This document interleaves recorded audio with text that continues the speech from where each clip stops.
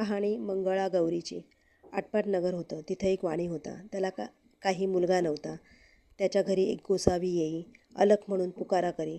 वाण्याची बायको भिक्षा आणि निपुत्रिकाच्या हाताची भिक्षा घेऊन निपुत्रिकाच्या हातची भिक्षा घेत नाही म्हणून तो चालता होई. ही गोष्ट तिनं नवऱ्याला सांगितली. त्यानं तिला एक युक्ती सांगितली. दाराच्या आड लपून बस. अलख म्हणतात सुवर्णाची भिक्षा घाल. अशी भिक्षा झोळीत घातली. बोवांचा नेम मोडला. बाईवर फार रागावला. मूलबाळ होणार नाही असा शाप दिला. तिनं पाय धरले. बोवांनी उशाप दिला. बोवा म्हणाले, आपल्या नवऱ्याला सांग, निळ्या घोड्यावर बस, निळी वस्त्र परिधान कर, रानात जा. जिथं घोडा अडेल तिथं खण. देवीचं देऊळ लागेल. तिची प्रार्थना कर. ती तुला पुत्र देईल. असं बोलून बोवा चालता झाला. तिनं आपल्या पतीस सांगितलं. वाणी रानात गेला. घोडा अडला. तिथं खणलं. देवीचं देऊळ लागलं. सुवर्णाचं देऊळ आहे.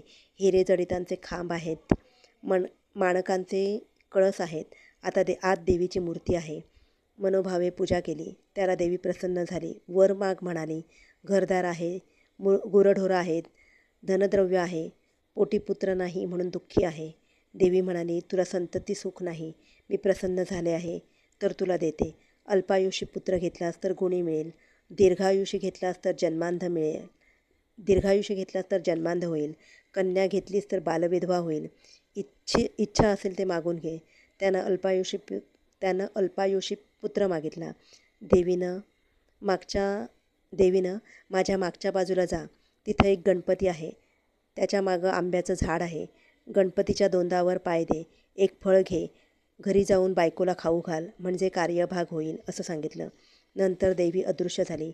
वाणी देवळामागं गेला. गणपतीच्या दोंदावर पाय दिला. झाडावर चढला.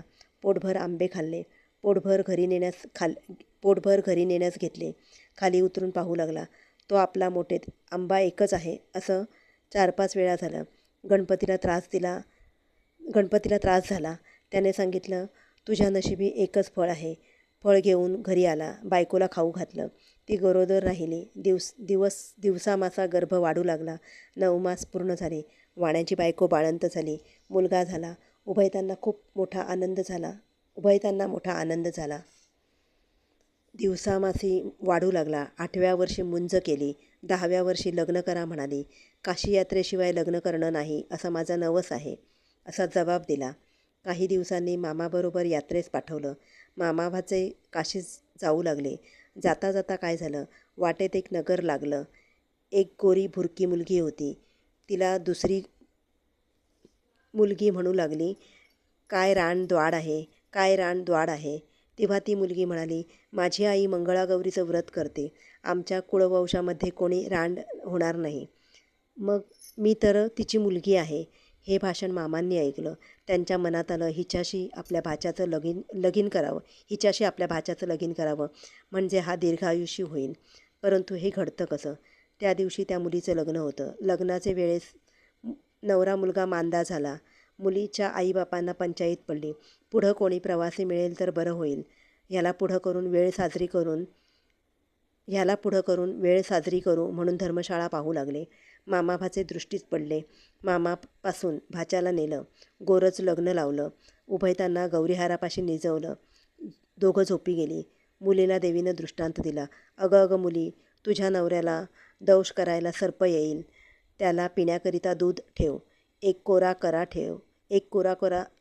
करा जवळ ठेव. दूध पिऊन सर्प कऱ्यात शिरेल. अंगच्या चोळीचं तोंड बांधून टाक. सकाळी उठून आईला ते वाण दे. तिने सर्व तयारी केली. दृष्टांताप्रमाणे घडून आलं. काही वेळानं तिचा नवरा उठला. भूक लागली म्हणू लागला. लाडू खायला दिले. फराळ झाल्यावर तिनं आपली अंगठी दिली. पहाटेस उठून ताट घेऊन बिऱ्हाडी गेला. मामा भाचे मार्गस्थ झाले. दुसरे दिवशी काय झालं, हिनं सकाळी उठून स्नान केलं. आपल्या आईला वाण दिलं. आई उघडून पाहू लागली. ते आत हार निघाला. आईनं कन्येच्या गळ्यात हार घातला. पुढं पहिला वर मांडवात आला. मुलीला खेळायला आणले. ती म्हणाली, हा माझा नवरा नाही. मी याचबरोबर खेळत नाही. रात्रीची लाडवांची व अंगठीची खूण काही पटेना. आईबापांना पंचायत पडली. हिचा नवरा कसा सापडतो? नंतर त्यांनी अन्नछत्र चालू केलं. जो ब्राह्मण येईल त्याचे पाय अंगठी घालून धुवावे. आईनं पाणी घालावं, भावांनी गंध लावावं आणि बापानं विडा द्यावा. असा क्रम चालू केला. शेकडो शेकडो लोक येऊन जेवू लागले. इकडे मामा भाचे काशीस गेले. पुष्कळ दानधर्म केला. तीर्थयात्रा केली. ब्राह्मणांचे आशीर्वाद घेतले. एके दिवशी भाच्यास मूर्छा आली. यमदूत प्राण न्यावयास आले. मंगळागौर आडवी आली. त्या दोघांचं युद्ध झालं. यमदूत पळून गेले. गौर तेथे अदृश्य झाली. भाचा जागा झाला. तसा आपल्या मामास सांगू लागला, मला असं असं स्वप्न पडलं. मामा म्हणाला, ठीक आहे, तुझ्यावरचं विघ्न टळलं. उद्या आपण घरी जाऊ. परत येऊ लागले. लग्नाच्या गावी आले. तळ्यावर स्वयंपाक करू लागले. दासींनी येऊन सांगितलं, इथं अन्नछत्र आहे, तिथं जेवायला जा. ते म्हणाले, आम्ही परान्न घेत नाही. दासींनी यजमाननीस सांगितलं. त्यांनी पालखी पाठवली. आदरातिथ्यानं घरी नेलं. पाय धुताना मुलीनं नवऱ्याला ओळखलं. नवऱ्यानं अंगठी ओळखली. आईबापांनी विचारलं, तुझ्याजवळ खूण आहे का? त्यानं लाडवाचं ताट दाखवलं. सर्वांना आनंद झाला. भोजन समारंभ झाला. मामा भाचे सून घेऊन घरी आले. सासूने सुनेचे पाय धरले. तुझ्यामुळे माझा मुलगा वाचला असं म्हणाली. तिनं सांगितलं, मला मंगळागौरीचं व्रत असतं. ही सगळी तिची कृपा आहे. सासर माहेरची घरची दारची माणसं सर्व एकत्र आली आणि त्या व्रताचं उद्यापन केलं. मंगळागौर तिला प्रसन्न झाली. तशी तुम्हा आम्हा हो आणि आपलं सौभाग्य अखंड राहो, इतकीच देवाची प्रार्थना. ही धर्मराजाला कृष्णानं सांगितलेली 60 उत्तरांची कहाणी 5 उत्तरी सुफळ संपूर्ण.